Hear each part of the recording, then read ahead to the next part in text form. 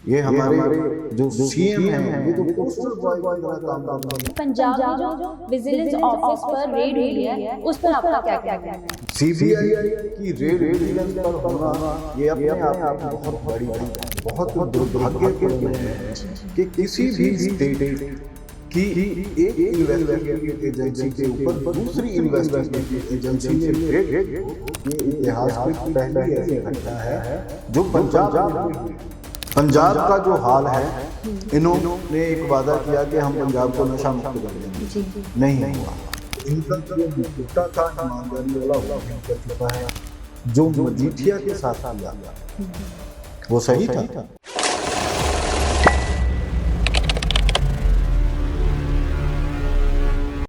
नमस्कार, स्वागत है आपका आवाज़ भारती पर और मैं हूं आकांक्षा परिहार। आज हम बात करेंगे पंजाब की पॉलिटिक्स के बारे में और इस टॉपिक में बात करने के लिए हमारे साथ है आवाज़ भारती के editor in chief Hemant Mittal ji. सबसे पहले स्वागत है आपका जी, बहुत बहुत धन्यवाद। तो आज हम, जैसे मैंने बोला, पॉलिटिक्स के बारे में हम बात करेंगे। सबसे पहले मेरा क्वेश्चन आपसे यही रहेगा कि पंजाब में जो विजिलेंस ऑफिस पर रेड हुई है उस पर आपका क्या कहना है? आकांक्षा, ये बहुत दुर्भाग्यपूर्ण है कि किसी भी स्टेट की एक इन्वेस्टिगेटिव एजेंसी के ऊपर दूसरी इन्वेस्टिगेटिव एजेंसी ने रेड की हो, और ये अपने आप में दुर्भाग्यपूर्ण तो है ही, और उसके साथ ये इतिहास की पहली ऐसी घटना है जो पंजाब में हुई है।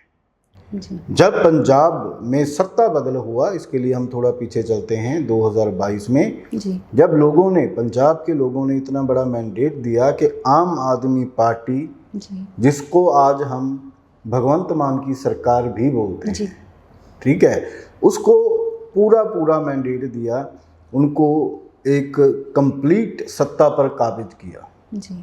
उसके बाद उन्होंने शहीद आजम सरदार भगत सिंह जैसे क्रांतिकारियों का चोला पहना। पहले तो वही चोला पहनकर लोगों को गुमराह किया, और गुमराह करने के बाद जब लोगों ने उन पर यकीन किया तो वो सत्ता में आए, और सत्ता में आने के बाद उन्होंने एक वादा किया था रंगला पंजाब बनाने का। एक जितना भी पंजाब में वो लोग काम करेंगे वो पूरा भ्रष्टाचार मुक्त होगा। उनका एक और सबसे बड़ा वादा था कि हम जीरो टॉलरेंस रखेंगे करप्शन के लिए, भ्रष्टाचार के लिए, फिर चाहे कोई उनका ही कोई मंत्री हो, उनका कोई ऑफिसर हो या कोई बाहर का हो, हम किसी को बख्शेंगे नहीं। लेकिन यहाँ पर सब कुछ इतने समय में सब उल्टा हुआ। अब सबसे पहले इन्होंने जो एफआईआर की वो डॉक्टर विजय सिंगला पर की, जो उनके हेल्थ मिनिस्टर थे। खुद पंजाब सीएम सरदार भगवंत सिंह मान ने बोला था अपनी ऑफिशियल प्रेस कॉन्फ्रेंस करके और अपनी ऑफिशियल स्टेटमेंट जारी करके कि मेरे पास पर्सनली इनके एविडेंस हैं। कहाँ है वो एविडेंस? आज तक क्यों बाहर नहीं आए? क्या सिर्फ और सिर्फ वो एक हिंदू चेहरा था, एक हिंदू मंत्री था, इस वजह से उसको टारगेट किया गया, या उन्होंने अपनी राजनीति को चमकाने के लिए उनको टारगेट किया? क्यों आज तक वो जो एविडेंस थे, वो रिकॉर्डिंग्स थी, वो आज तक सामने क्यों नहीं आई? तो ऐसी ही बहुत सारी क्यों जब एक साथ इकट्ठी हो गई तो ब्लास्ट हुआ सस्पेंडेड डीआईजी एचएस भुल्लर का, जो पकड़े गए, रोपड़ रेंज के डीआईजी। वो रेड हैंडेड पकड़े थे सीबीआई ने, वो अभी तक जेल में हैं। वो उनकी जो ट्रायल है वो चल रहा है, उनकी कार्रवाई चल रही है, उसकी इन्वेस्टिगेशन भी चल रही है। लेकिन उसके बाद जो हुआ वो सबने देखा। तो पंजाब में सरकार ने अभी तक जो भी किया सिर्फ और सिर्फ दिखावे का किया है। जी, मतलब आपका कहना है कि ये रेड जो भी हुई है ये सब दिखावा? नहीं, रेड दिखावा नहीं है। मेरे कहने का मतलब दिखावा किस चीज़ का था कि हम लोग क्रांतिकारी हैं, ईमानदार हैं, लेकिन उस क्रांति के पीछे, उस ईमानदारी के पीछे थे भ्रष्ट नेता, और उन भ्रष्ट नेताओं का जो चोला था वो अब उतरा, इस वजह से रेड हुई। सीबीआई की रेड विजिलेंस पर होना ये अपने आप में एक बहुत बड़ी बात है, और ये वही उस करप्शन का ही नतीजा है जो इस पार्टी में हुई। ओके। इन्होंने तो बड़ा बदल किया था कि जो पहले अकाली कांग्रेसी थे वो लोग ये करते थे वो करते थे, लेकिन इन्होंने तो उनको भी पीछे छोड़ दिया। जी, तो आम आदमी पार्टी की जो सरकार हमेशा से अपने को ईमानदार बताती है, वो आपको लगता है कि वो नेता सारे भ्रष्ट हैं? सारे भ्रष्ट नहीं, सारे भ्रष्ट हम आम आदमी पार्टी में कुछ कुछ नेता हैं जो काम भी करते हैं, आपको लगता है? उनको करने नहीं दिया जाता। कौन काम कर रहा है? आज पंजाब का जो हाल है, इन्होंने एक वादा किया कि हम पंजाब को नशा मुक्त कर देंगे जी, नहीं हुआ। ये सारे नेता ही वादा करते हैं, अपनी सरकार लाते हैं तो वादा करते हैं, वो भूल जाते हैं, चलो वो एक अलग बात है। लेकिन यहाँ पे तो बात नशे की थी, पंजाब की नौजवान पीढ़ी की थी, पंजाबियत की थी। जी, इन्होंने किया कि हम नशा ख़त्म कर देंगे, नहीं किया। 2 प्रोग्राम चलाए गए, ऑपरेशंस चलाए गए युद्ध नशा विरुद्ध, वो सब कंप्लीटली फेलियर। उसके उनकी आड़ में इन्होंने लोगों के घर गिराए और दिखाया ये कि हम नशे बेचने वालों के ऊपर कार्रवाई कर रहे हैं। कार्रवाई की, इतनी एफआईआर्स की, हजारों की तादाद में एफआईआर की, लोगों को जेल भी भेजा, लेकिन क्या नशा बंद हुआ? नहीं। इसका क्या मतलब है कि ये लोग सिर्फ और सिर्फ दिखावा कर रहे हैं, काम नहीं कर रहे हैं। ग्राउंड रियलिटी कुछ हो रहा है, पोस्टर में कुछ हो रहा है। ये हमारे जो सीएम हैं, ये तो पोस्टर बॉय की तरह काम कर रहे हैं।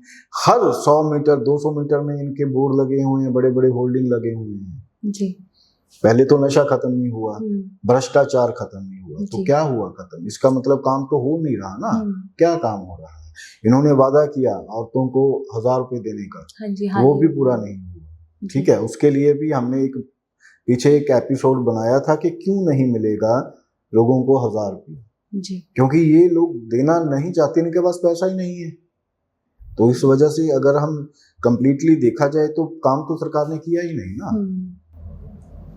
तो मंत्री संजीव अरोड़ा के बारे में मैं अब बात करती हूँ। मंत्री संजीव अरोड़ा को अभी तक बर्खास्त नहीं किया गया है, उस पर आप क्या बोलेंगे? तो बर्खास्त तो इन्होंने किसी को भी नहीं किया। किसको निकाला है पार्टी में से? संजीव अरोड़ा जेल में है। जी, ठीक है, अगर ये उनको बर्खास्त कर देते हैं अपने मंत्रिमंडल से, उनको पार्टी से निकाल देते हैं, तो उनका वही हश्र होगा जो एक आम कैदी का होता है। तो ये तो इनकी पॉकेट मनी देते थे, इनको फंड देते थे। जी, समझते हैं? जैसे एक घर चलाने वाला होता है ना, एक कमाई करने वाला होता है, तो वैसे तो ये लोग थे। ये कोई राजनेता या कोई पॉलिटिशियन थोड़ी है, ये तो व्यापारी लोग हैं जो पैसे देकर सरकार में आए थे। अब सरकार इनको पैसे तो वापस कर नहीं सकती ना, वो ये बता सकती है कि हमने इनसे इतने पैसे लिए थे, ले भाई तेरे पैसे वापस कर दिए, अब तू अपने घर में, हम अपने घर में। वो तो पॉसिबल नहीं है ना। तो अगर ये इसको मंत्रिमंडल से अपने या पार्टी से निकाल देंगे तो इसका भी हश्र वही होगा जो आम कैदियों का होता है। अब क्या है, ये इन्होंने उनसे जितने भी उनके पास मंत्रिमंडल थे वो उनसे वापस ले, जितने भी मंत्रालय थे उनसे वापस ले। लेकिन वो अभी भी राज्यसभा मेंबर तो है ना, पार्टी में तो है ना, इस वजह से उनको स्पेशल ट्रीटमेंट जेल में दिया जा रहा है। आपको लगता है कि जैसे पॉलिटिकल पार्टी से लोग जेल में जाते हैं, उनको ऐसे स्पेशल ट्रीटमेंट्स मिलते हैं, वो देना चाहिए? देखिए, जब तक उनका जो गुनाह है वो साबित ना हो जाए तब तक सरकार भी कहती है, हमारा संविधान भी कहता है कि not guilty till proven, right? तो वो एक लोगों का नुमाइंदा है। मान लीजिए संजीव अरोड़ा नहीं है, वो इलेक्टेड पर्सन नहीं है, वो साम दाम दंड भेद वाली इनकी जो नीति है उसके तहत ये राज्यसभा मेंबर बने थे। लेकिन संवैधानिक जो हक हैं वो तो मिलने ही चाहिए। लेकिन यहाँ पे फिर अगर इनका कोई आदमी या इनका कोई मंत्री जेल चला जाता है तो ये लोग बहुत हो हल्ला करते हैं। हाँ जी। लेकिन इन्होंने जो मजीठिया के साथ किया वो सही था? वो गलत था ना। तो ये अगर इनके साथ हो तो गलत, ये किसी के साथ करें तो सही। हम ये नहीं कह रहे कि दूसरी सरकारें ईमानदार हैं या वो सही हैं, नहीं, लेकिन यहाँ अगर बात एक कंपैरिजन की हो रही है तो उस कंपैरिजन में ये सरकार फेल होती हुई नजर आ रही है, क्योंकि ये लोगों की उम्मीद थी और जब किसी की उम्मीद टूटती है तो बहुत तकलीफ होती है और यही तकलीफ इन्होंने लोगों को दी है। तो संजीव अरोड़ा को अगर कुछ मिल रहा है नहीं मिल रहा वो तो उनका संवैधानिक हक हो सकता है, वो एक अलग बात है। लेकिन अगर उनके ऊपर कोई कार्रवाई हुई है तो जो भी जांच एजेंसियां हैं उनके पास उनके खिलाफ कोई एविडेंस होंगे ना। तो अभी एक एविडेंस मिला है, एक जो मजदूरी करने वाला इंसान है, एक दिहाड़ी करने वाला इंसान है, उसके खाते में करोड़ों रुपए की ट्रांजैक्शन, उसको पता भी नहीं है, उसके नाम पे कंपनी चल रही है करोड़ों की, तो करोड़ों की जीएसटी का घपला। तो ये सारी चीजें जब उनके पास जांच एजेंसी के पास एविडेंस पहुंचे तो उन्होंने उठा लिया उसको, तो फिर वो थोड़ी बख्शेंगे।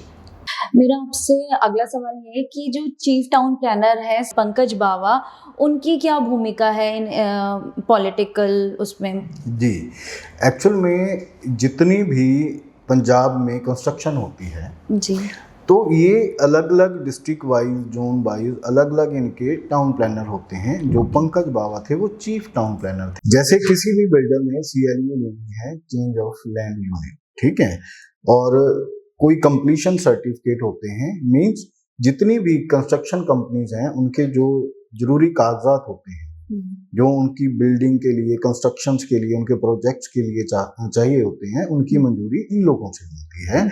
तो पंजाब में खास करके अभी ये जो लुधियाना, जीरकपुर, मोहाली, खरड़ ये वाला एरिया है, यहाँ पे इन लोगों ने ये पूरे नगर निगम के अधिकारियों के साथ मिलकर इतना भ्रष्टाचार किया है, हजारों करोड़ रुपए का भ्रष्टाचार। यहाँ पे इतने इलीगल प्रोजेक्ट्स हैं जो बन रहे हैं, जिनमें से एक ये भी है जो लोटस ग्रीन उत्सव है।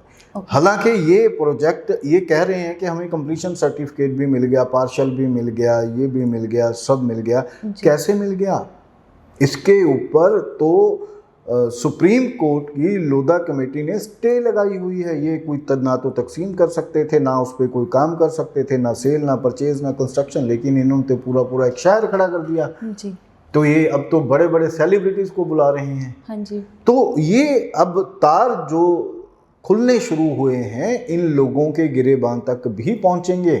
तो ये जो पंकज बावा थे ये उन्हीं में से एक थे। इन लोगों से करोड़ों रुपए लेकर के उनको उनकी जो टाउन प्लानिंग बोर्ड की जितनी भी इनकी फॉर्मेलिटीज होती थी ये पूरी करवा कर देते थे। और ये सारा पैसा अब आगे जो क्यास लगाए जा रहे हैं या जो सूत्रों से जानकारी मिल रही है कि वो सभी ऊपर सरकार दरबार में पहुंचते थे, ऊपर तक दिल्ली तक जाते थे। तो इस वजह से जब ईडी ने मंत्री संजीव अरोड़ा, क्योंकि उनके पास वही मंत्रालय था, तो जब उनको गिरफ्तार किया, उनकी इन्वेस्टिगेशन की, तो उसकी तार जुड़ी आकर ये पंकज बावा के साथ। इसीलिए इसके ऊपर CIR दर्ज की गई।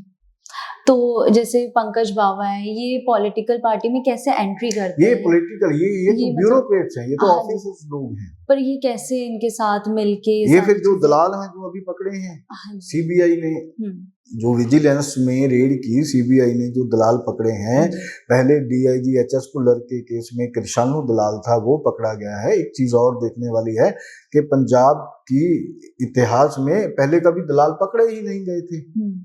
अगर कोई होता था तो छोट-मोट कोई अफसर पकड़ा जाता था या कोई मंत्री पकड़ा जाता था, वो अब आपस में ही वो सब कुछ तय करके निपटा लेते थे। लेकिन अब ये चीजें बड़ी हो गई हैं, लोगों के सामने आने लगी हैं, तो इनके ऊपर पर्दा डालना अब लगभग नामुमकिन है जी।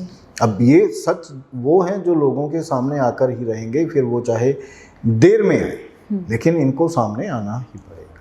ये पंकज बावा वर्ग के जो लोग हैं, जैसे ये लोग कोई अब ये अब पॉलिटिकल पपेट तो बन गए हैं, लेकिन ये थे तो अधिकारी ना जी। तो ये अपना जमीर बेच करके ये लोग काम कर रहे हैं जी। भ्रष्ट हो चुके हैं।